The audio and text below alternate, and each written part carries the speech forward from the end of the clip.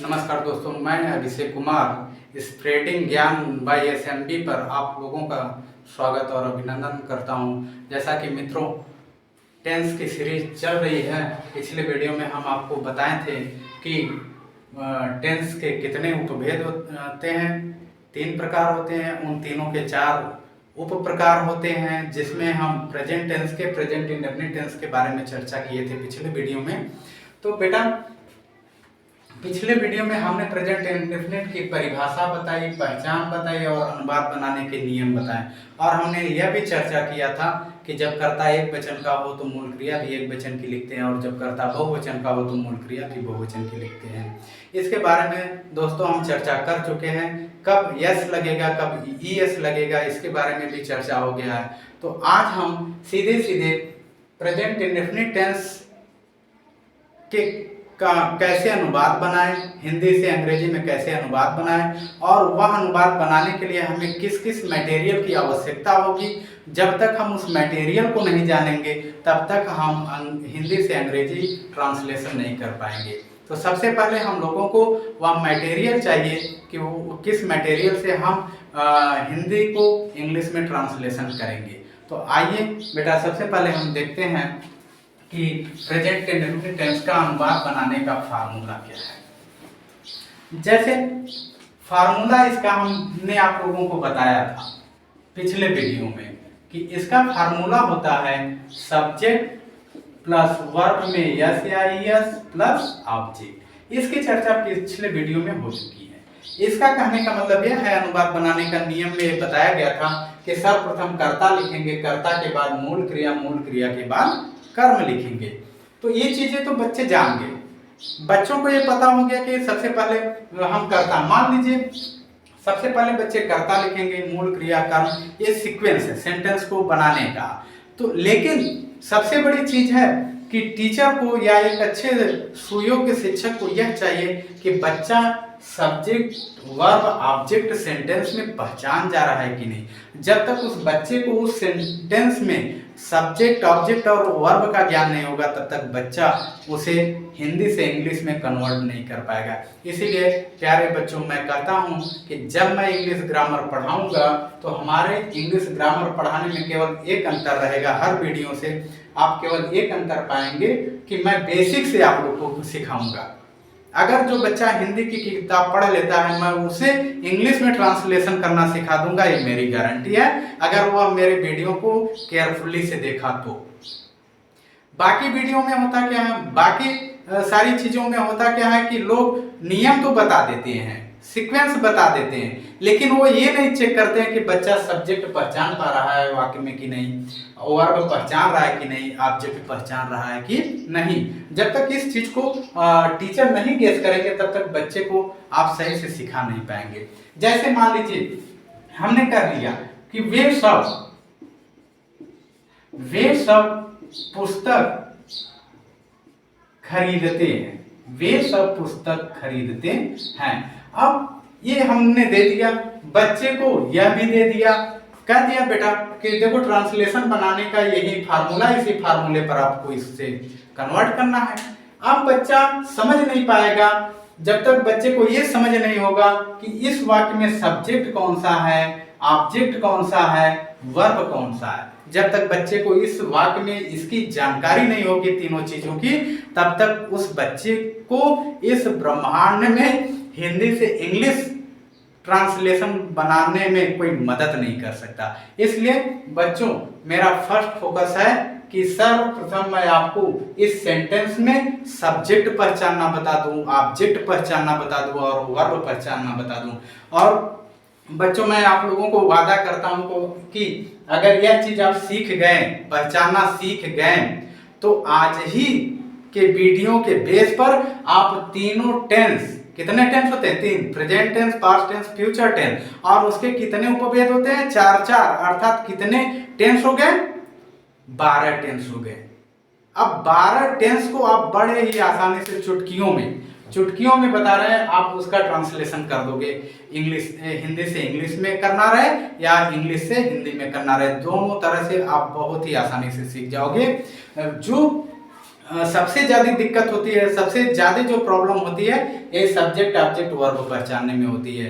तो बिना देर किए आइए बेटा हम सीखते हैं कि किस प्रकार से किसी दिए गए वाक्य में हम सब्जेक्ट पहचानेंगे, कैसे ऑब्जेक्ट पहचानेंगे और कैसे वर्ब पहचानेंगे। पहचानने का नियम।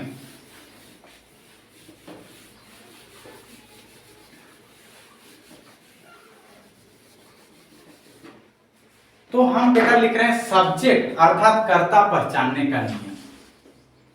सब्जेक्ट यानी कर्ता पहचानने का नियम।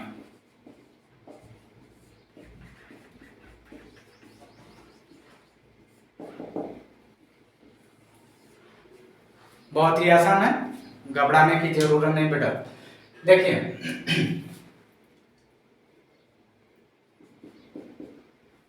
दिए गए वाक्य में जिस वाक्य का हमें ट्रांसलेशन बनाना है उस वाक्य में सिर्फ कौन लगाकर प्रश्न पूछ दिया जाए, उत्तर में जो आएगा वही सब्जेक्ट रहेगा। पहले मैं डिफिनेशन पहचान बता दूं। दिए गए वाक्य में जब हम कौन लगाकर, कौन या हूं, जब हम कौन लगाकर प्रश्न पूछते हैं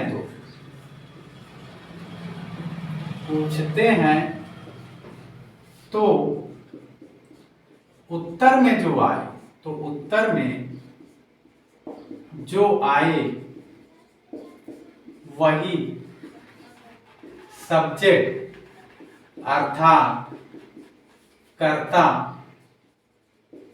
कहलाता है। यानी दिए गए वाक्य में हम क्या लगाकर प्रश्न पूछेंगे, कौन लगाकर प्रश्न पूछेंगे, तो उत्तर में जो आएगा वही सब्जेक्ट होगा। एग्जाम्पल देख लेते हैं बेटा हम लोग। जैसे राम किताब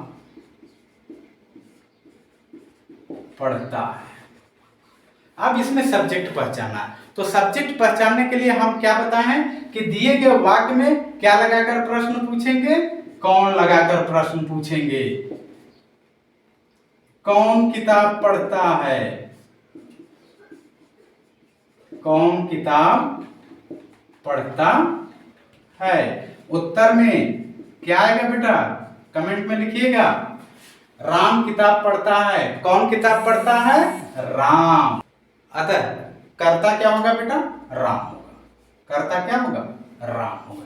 इसी प्रकार कह दिया जाए वह विद्यालय जाता है। वह विद्यालय जाता है, इसमें कर्ता क्या होगा, तो हम कौन लगाकर प्रश्न पूछेंगे, कौन विद्यालय जाता है, वह। इसलिए वह आपका क्या हो जाएगा, कर्ता हो जाएगा।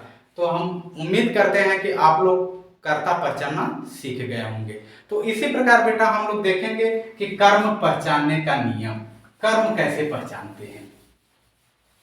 कर्म पहचानने का नियम हम लोग देखेंगे बेटा।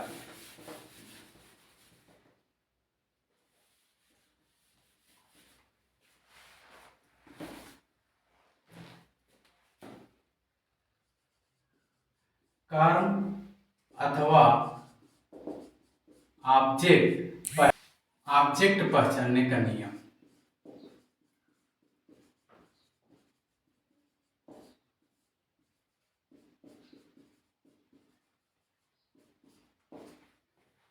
ऑब्जेक्ट मीन्स कर्म। दिए गए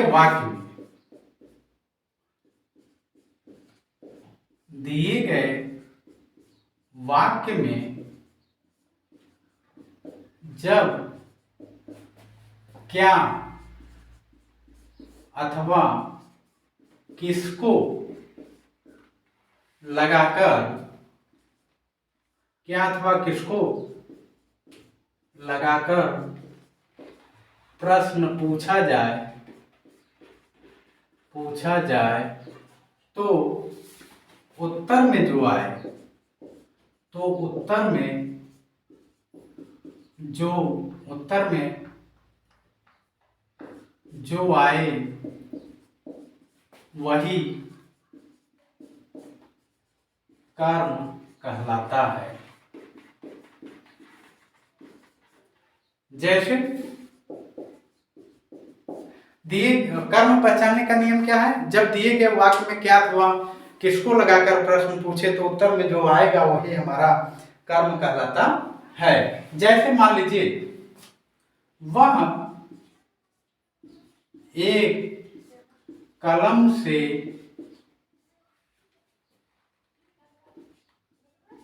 उसे मारता है। अब इसमें कर्म हमें पहचानना है और हम जानते हैं कि कर्म पहचानने के लिए हम क्या अथवा किसको लगाकर प्रश्न करेंगे। तो वह उसे किससे मारता है, क्या अथवा किससे या किसको।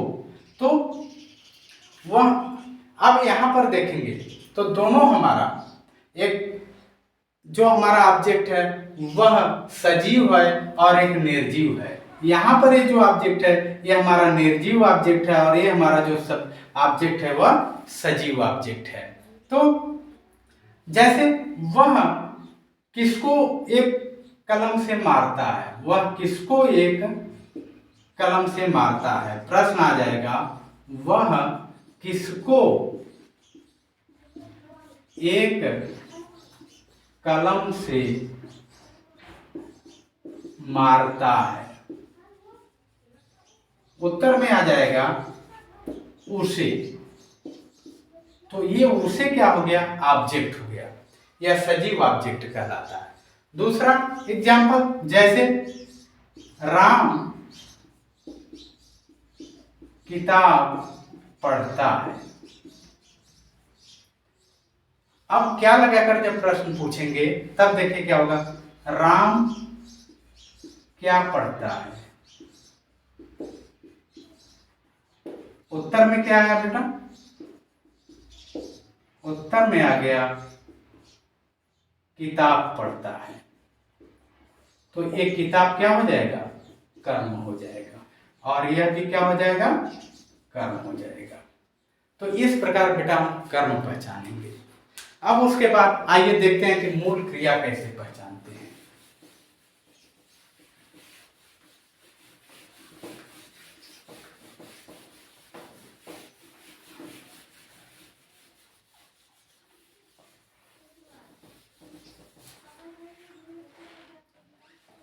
मूल क्रिया पहचानने का नियम।